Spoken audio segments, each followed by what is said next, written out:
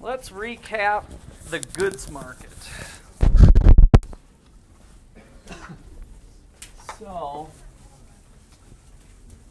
the very last thing we left off with was showing what would happen in the long run and the short run with an increase in government spending. And that just reminds me, we had a little cleanup to do on that one. So let's do some cleanup here.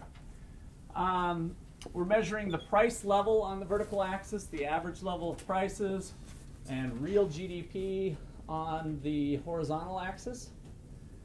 And a long run equilibrium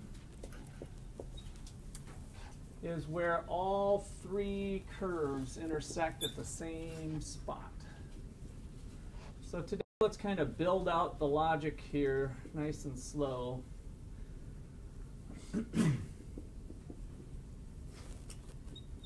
We've got the potential level of output where the long run aggregate supply curve intersects the horizontal axis. So long run equilibrium in the macro economy, long run equilibrium occurs when all three curves intersect.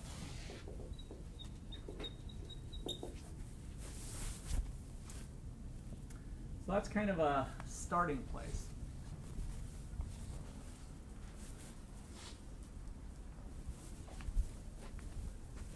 Short run equilibrium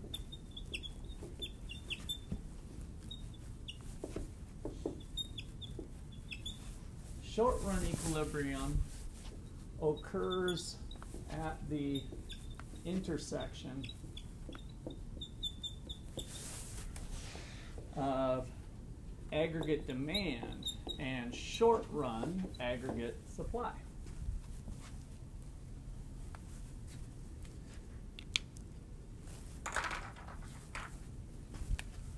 I want you to think about that being the current state of the economy. So this is the current state of the economy.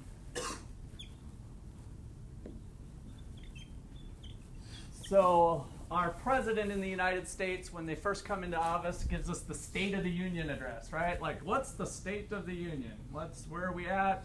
Where are we thinking of going? So the current state of the economy is the intersection of these two things.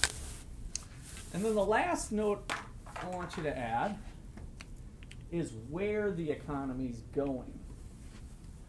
So kind of a key point here is that in the long run, the economy is headed towards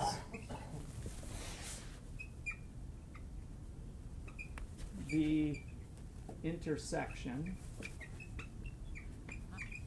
of aggregate demand and long-run aggregate supply.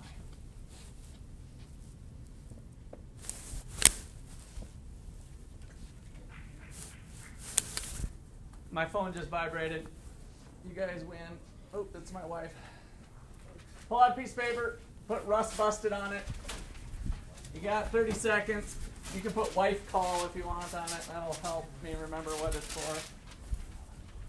So today's date is the 12th. Put 412 on there. Wife call, Rust Busted.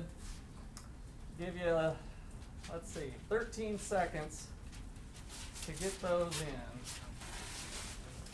I turned it to vibrate during this last time, so. All right, here we go. 9,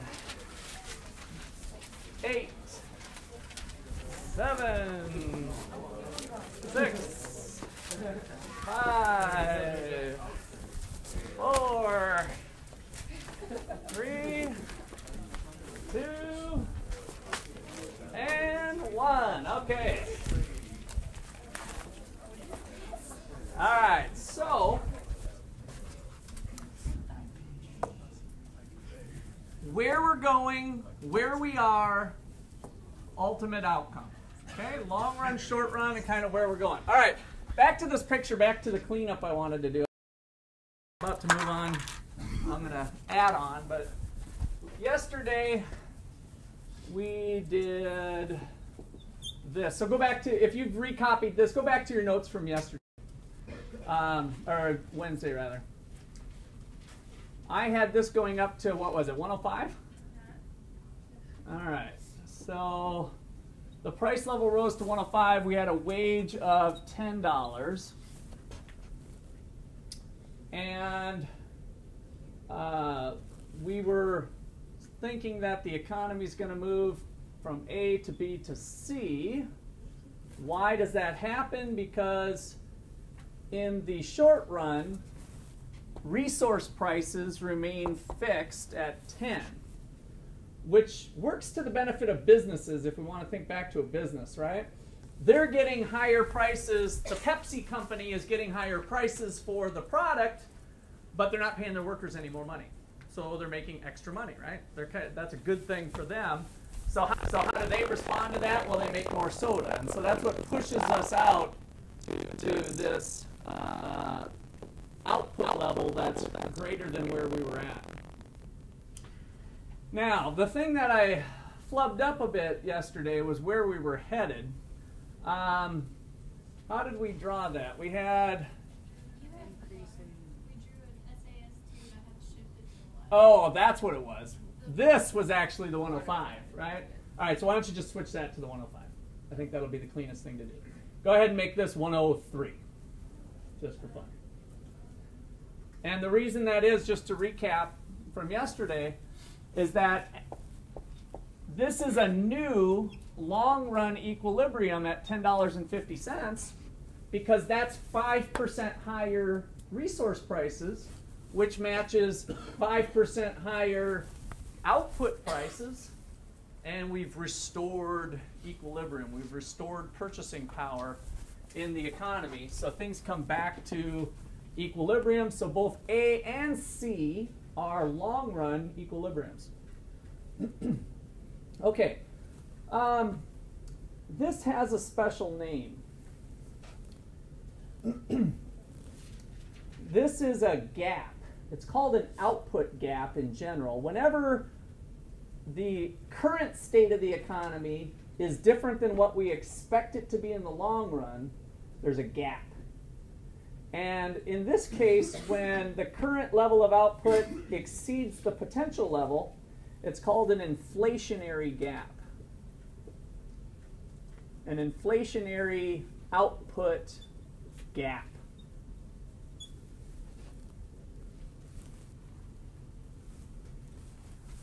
So the definition, if you want to add that on here, would be just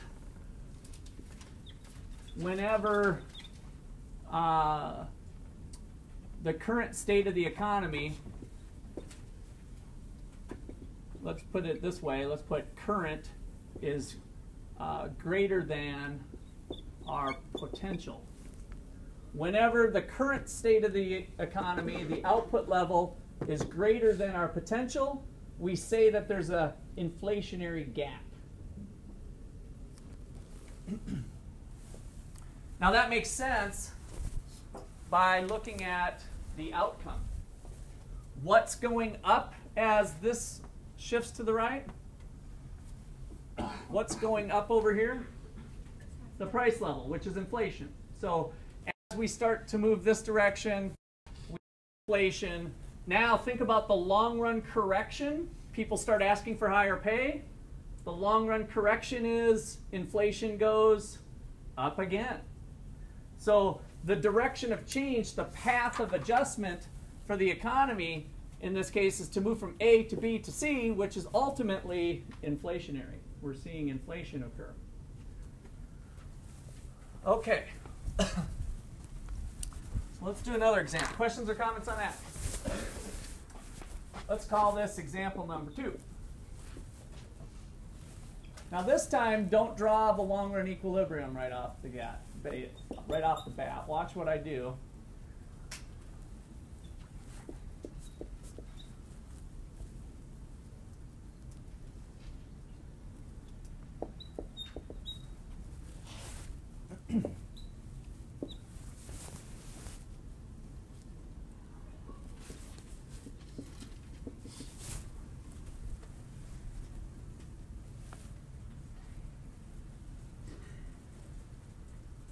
Are we in long-run equilibrium? No. What is the current state of the economy? Greater than or less than the potential level for the economy? Less. There's a few graders. So the current state of the economy is where these two intersect each other. So the current state of the economy, let's just call it Y1, is here. And maybe this is at an inflation rate, let's just call it 120, just making up some numbers.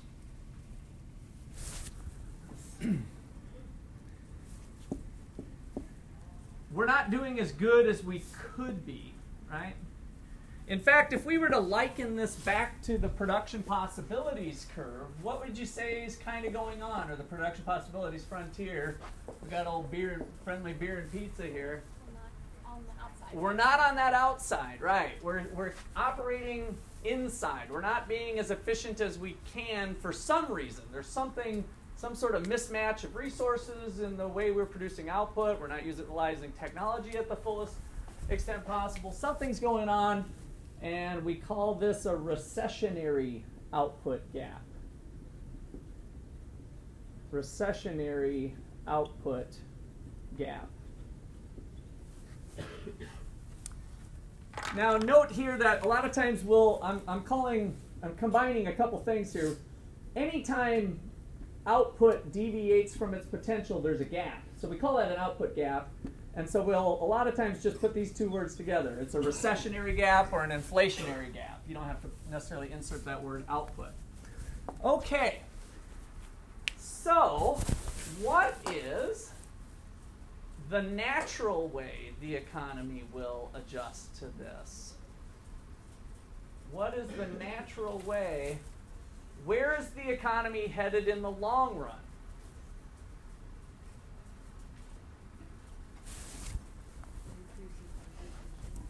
Increase in where? Increase in aggregate demand. How? We had shifters. The only way we can get that thing moving is, the only way we can get the golf club heading this way is if something's a-moving. Move the supply. So you're disagreeing with the demand part. Well, the shifters would be the CIGS. Well, right. So we got consumption, investment, government spending, net exports. Now, if I'm not telling you anything of those things are going to change, which is kind of our baseline assumption, the thought here is, how does the economy naturally correct itself? The supply. So what's happened here is there's a mismatch between resource prices and output prices. And we need to have some deflation in prices. So in the long run, we're always headed towards the intersection of aggregate demand and long-run aggregate supply, unless something happens. If there's a shifter, one of the C plus I plus G plus X that we went through.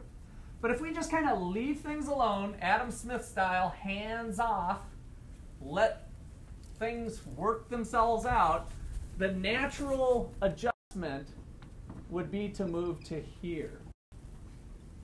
So if we were starting at point A with a recessionary gap, the economy would move naturally towards point B at PL2, and maybe the economy deflates to 110. Again, I'm just throwing up some numbers to motivate things.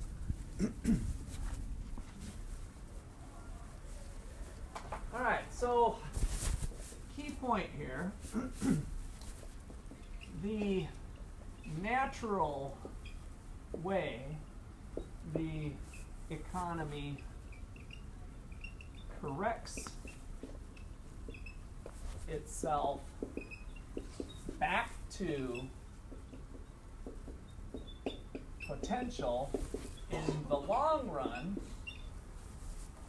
is through a decrease in resource prices.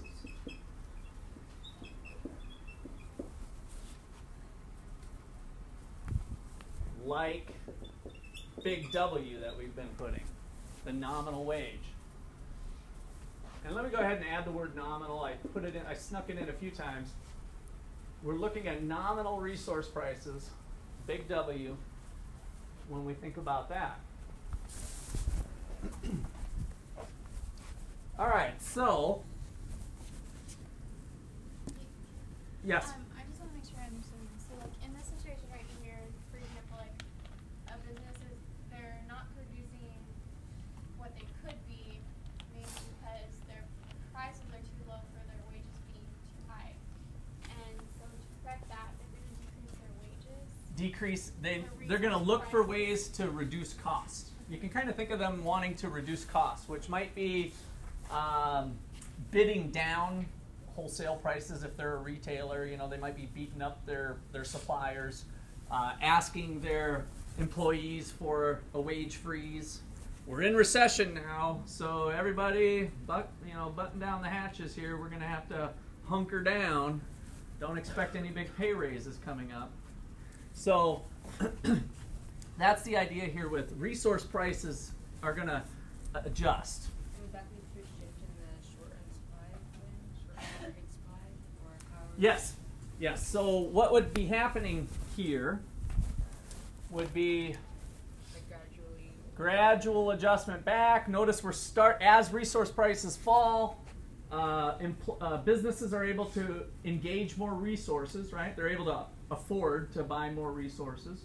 And so eventually that stuff works itself out, working back to potential. So this would be the long run adjustment. I guess let's call this a 1 and a 2. So the natural economy corrects itself in the long run through a decrease in resource prices, which is a shift to the right of the short run aggregate supply. And if we're following our little model here, SAS 2 to this one. How long is that going to take? Gosh, the economy's in the toilet and people are not knowing what to do, and this is going to be the ultimate result. Yeah, we'll be there, but it's going to be in the long run. Well, how long is the long run? Well, Keynes has a very famous quote. He said, in the long run, we're all dead. So, how long is the long run? Question mark.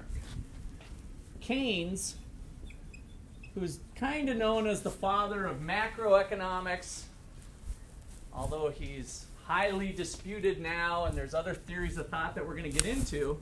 Keynes, in about 1936, wrote a book. In fact, it was his part of his dissertation for his PhD. So he's a young guy, full of energy, comes up and just smacks microeconomics, smacks economics in the face, and says, wow, maybe we could do something here by the government playing a bigger role in the economy. And so Keynes in 1936 says, in the long run, we're all dead. Let's not wait that long. Let's not suffer that long, because maybe there's another option.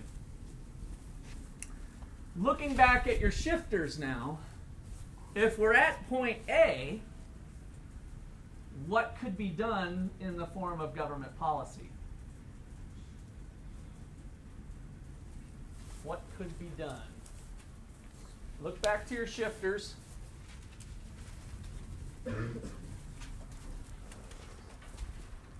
What could we do if we're at point A and we don't just want to sit on our hands and wait for the economy to get back to potential? change Pump money in the economy, that would be one, okay? T or G. T or G, right, fiscal policy. So, if we did a T move, what would be the appropriate T move to get us, obviously we don't want to move this direction, folks, right? So we want to move this direction. What would be the appropriate T move to get us heading that direction? Lower the tax. Tax breaks, right. So a lowering of the tax rates would give more income to people to spend, more disposable income. They start spending, and that was our mechanism here that jumped into the C. They start spending more money, and we start to move this direction. So I want to put an alternative state of the world. One sec. I want to put an alternative state of the world here at AD1. And let's call this B prime, because we can't be at both places. So we can be at B or B prime. Those are kind of two alternative states of the world. Michael, you had a question? Well, now we're working with Yes. So the natural progression of things would be for resource prices to adjust on their own, the free market, the invisible hand. Keynes said, Adam Smith, we don't have enough time to wait for the invisible hand to work. Let's take an active hand. The government's a big player in the economy potentially. They can build bridges. They can build the Hoover Dam. They can buy weapons to fight guys like Hitler over in Germany. They can do this. They can do that. We can spend money. We can get this engine a-rolling. Right? So let's do that and stimulate demand kind of artificially through dropping taxes, or what's the other one? So we hit dropping taxes, increase spending. So build the Hoover Dam, put a bunch of concrete into the world. So we increase government spending. And then Julian mentioned monetary policy. If we loosen up monetary policy, we looked at some models to where that would tend to drive down interest rates and potentially stimulate investment.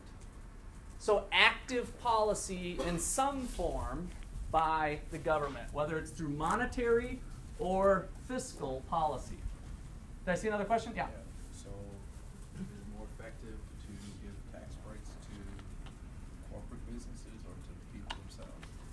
That depends. Depends on the status quo. And so we're not ready to really get into Chapter 13. We're going to get into actual U.S. Policy in a little more detail. But that is the magic question that's going to be debated probably from here to eternity. But at least now we got to start to get the direction of the changes. Okay, good. Good question. So what you're saying is that if we want to do it in the long run, then we're going to shift the supply. But if we want to get there faster, then we need to shift the aggregate. That's the thought, yes. Now, that doesn't come without consequence, though. What are our three main goals that we hope policymakers are keeping in mind when they get into policy changes? Three goals. 1, 2, 3. Real GDP. Low stable inflation. Low unemployment. How are we doing on all of these things with that policy change? Expansion, and I didn't mention this yet, but that's expansionary fiscal policy, lowering of taxes or increasing government. Either way, you call those expansionary fiscal policy because we're trying to stimulate aggregate demand. Or expansionary monetary policy would be kind of increasing the money supply to drop the interest rates to raise up investment. What's going on with our checklist? Number 1, how are we doing there? Good? Yes, we got good. We're going from Y1 moving this direction towards potential. Check. Low stable inflation. We're increasing inflation. Now, if inflation doesn't go up too much, maybe it's not too bad, but in general, we're having inflation go up. So this one we'd probably get the not quite good.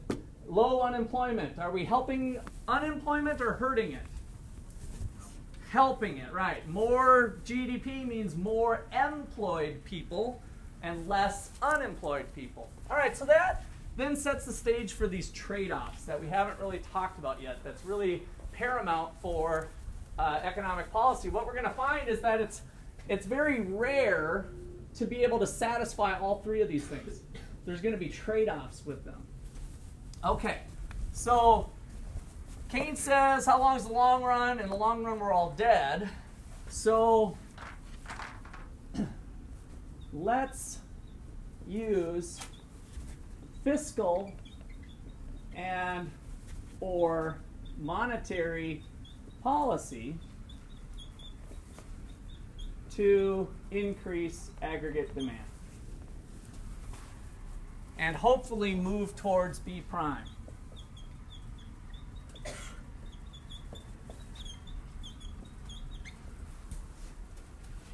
Move to B prime faster, presumably, than allowing the economy to eventually get to B.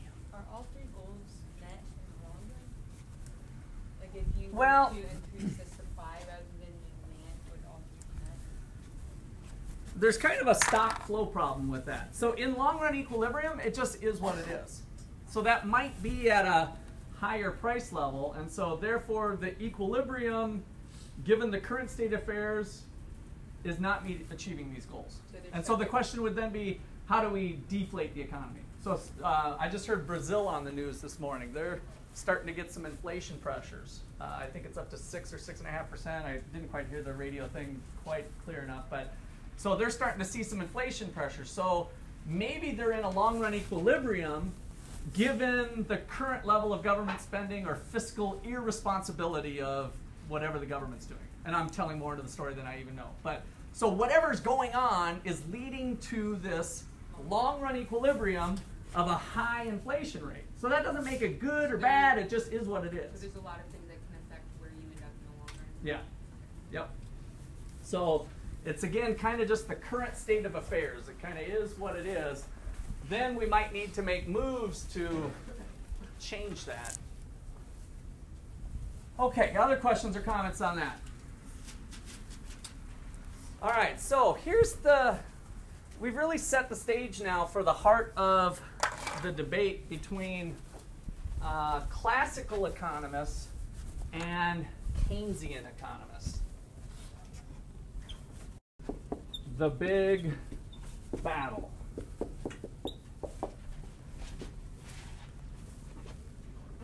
So, classical versus Keynesian.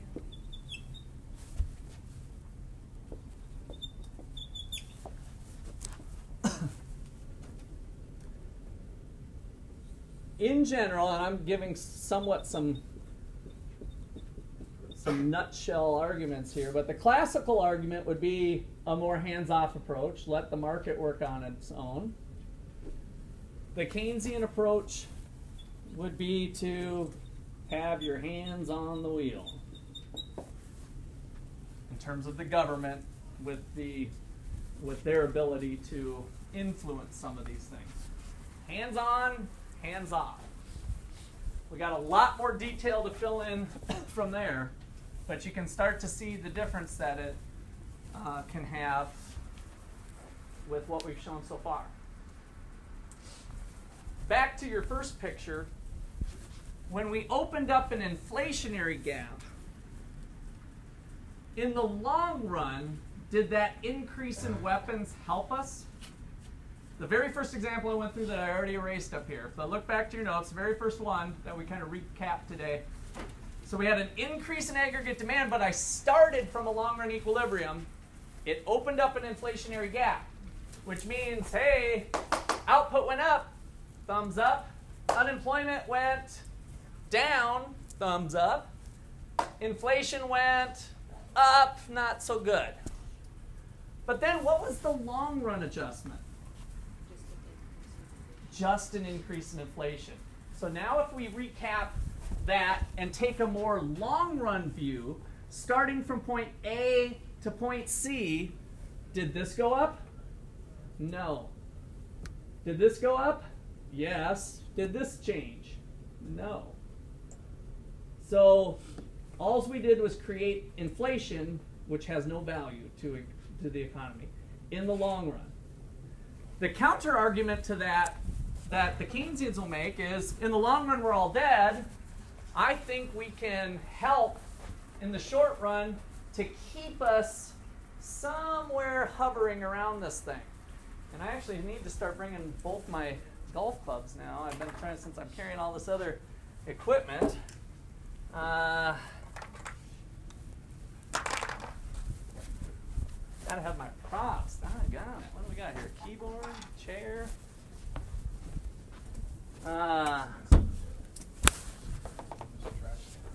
Yeah, maybe the trash can. I got the chair, maybe some toilet paper. All right, I guess I was hoping to connect the markers. I've done that in the past. All right, we're gonna use this little weenie marker, sorry. So, visualize that, since you guys hopefully got the gist of this thing's going up. Now in reality what's going on is things are moving together, right? So if I was to shift both of these two things simultaneously, let me do one little one. Shift, shift, shift, shift, shift, shift. If I now shift, the path of the economy really doesn't go from here to here to here, but it might follow some trajectory like that, right? And so the thought is, can we maintain active policy and keep us around our potential? Always using the government to counteract sometimes maybe the wild things like the financial crisis that old market system can crank out. Can we successfully do that? So that's in large part what we're going to think about the rest of the semester by analyzing some models and look at a lot of these issues in greater detail. Okay, questions or comments on that? We got recessionary gap, we got inflationary gap. Next chapter. Already.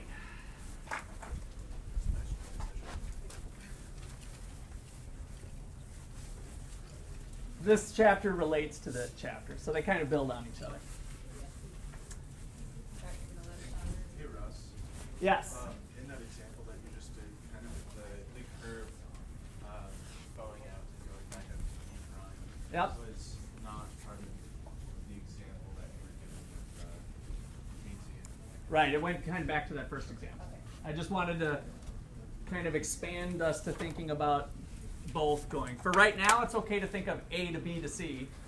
Thinking mechanically about it helps you think about the economic model in terms of, if resource prices remain fixed, we would move from this point to this point. And then if they adjust later, then we'd move from this point to this point. But in reality, those things are probably moving together, but we still maintain the expectation that resource price adjustments likely lag behind output price adjustments. So when Walmart responds to the economy, they're going to change prices on the shelves before just laying off a bunch of workers or cutting their pay. Right? So it's going to be kind of resource prices lagging behind output prices. All right, so the chapter 11 extends the Keynes notion. That's why it's kind of a natural fit to keep going here. So, Keynesian theory has a couple components to it. One,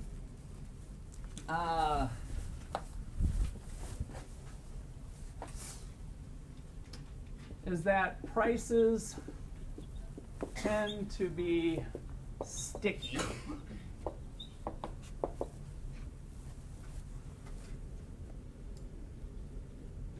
And what he meant by sticky prices is that resource prices, and output prices for that matter, tend to remain pretty stable. So resource prices and output prices are pretty stable overall. I think Keynes would also say they tend to move up easier than they move down. So they tend to be rigid in the downward direction. So they tend to move up easier than going down.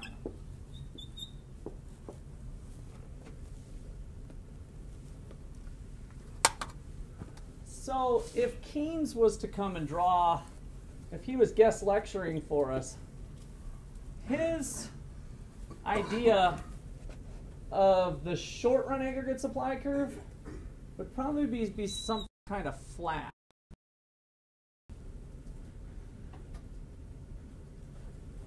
And if we add in just some sort of ordinary aggregate demand curve, and let's leave off the long run for now, we get to the heart of what bothered Keynes under those assumptions. So if the economy is currently at Y1, the intersection of short-run aggregate supply and aggregate demand, and Keynes wrote his book in what year? 1936 we had on the board, the General Theory. What did he just come out of or kind of went through as he was writing that? The Great Depression, right?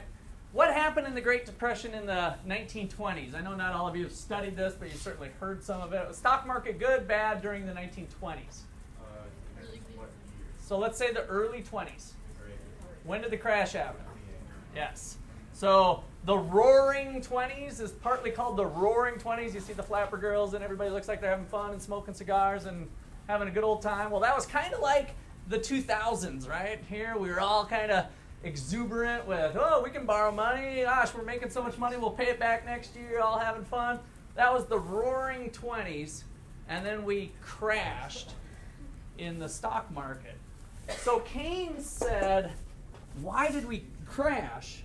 Well, people tended to be so speculative with their investments. So you had people that were being a little overly optimistic with investment, borrowing funds, again, a story that's very similar to this latest financial crisis. And so imagine that you've got these people driven by investments, and they're kind of erratic. So the stock market's good, the stock market's bad, and I want you to just draw these other points here. Let's just call them Y2 and Y3. It doesn't really matter how they're labeled. But I want to think about some alternative equilibrium points.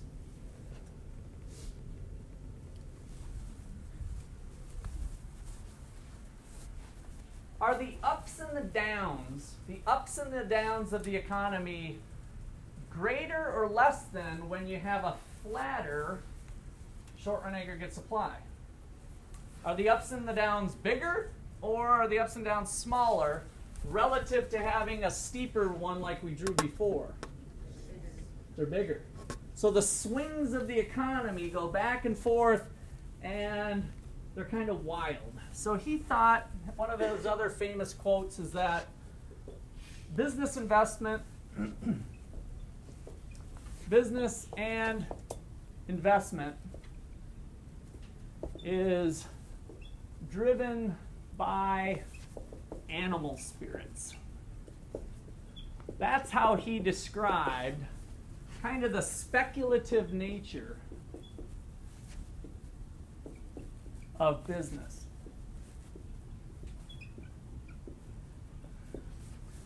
That concept, coupled together with sticky prices, gives us some erratic movements potentially in the macroeconomy. So the key point is that sticky prices and animal spirits lead to big swings in the business cycle.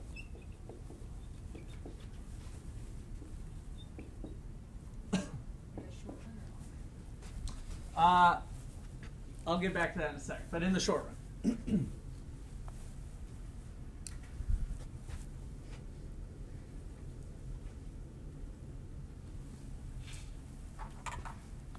All right, so this then brought in the idea of the government playing a more active role to kind of tame the beast, right? So can the government from a central position kind of help guide things and offset this? So if people go crazy and they're investing, the government reduces government spending or raises taxes, right? And so instead of it going all the way out to here, it only goes out to here. And so if the economy starts to slump, the government pumps in some money or pumps in some spending and starts to support it. And so then we eliminate some of these swings. It's okay if you want to put in a long-run aggregate supply curve here, just to think about the movement of output. And bear in mind that the movement of the price level is very little. So the change in the price level is very little when we have a relatively flat short-run aggregate supply. Big swings in output, little changes, little impact on the price level. Okay,